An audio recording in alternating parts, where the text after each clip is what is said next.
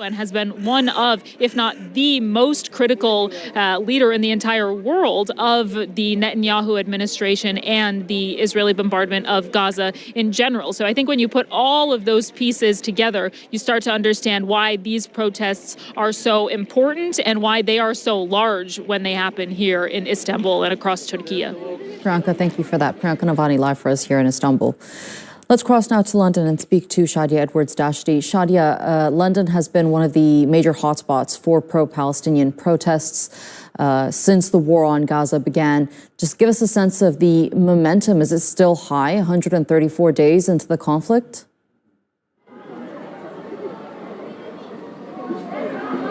Well, I think it's fair to say that the people of London are in support of Palestine.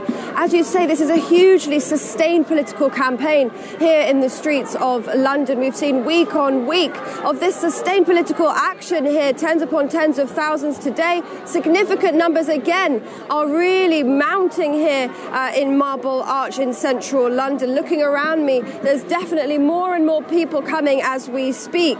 Today, though, the march will end up, the destination will be the Israeli embassy for the first time, and that's because of the intensification, not just here on the streets of London with this political activity. They want to demand an immediate ceasefire directly to the Israeli government. All the other protest movements have ended up in Westminster. Of course, that is still their aim, to tell the British government, they argue, is being complicit in what's happening in Palestine. So as I say, there is definitely this momentum brewing. We're definitely feeling anger on the streets. You can probably hear the chants that are happening all around me. Free Palestine, long live Palestine, viva la Palestine. We're hearing all of those things on the streets today.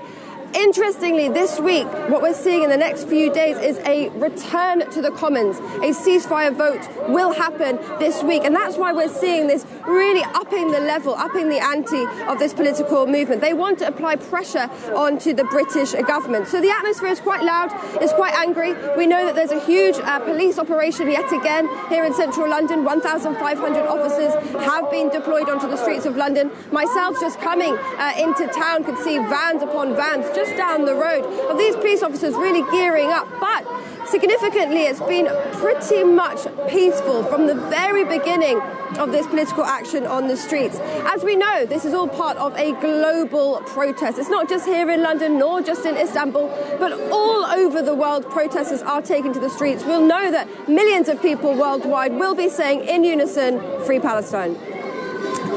Shadia Edwards-Dashti live for us there in London. Thank you for that, Shadia.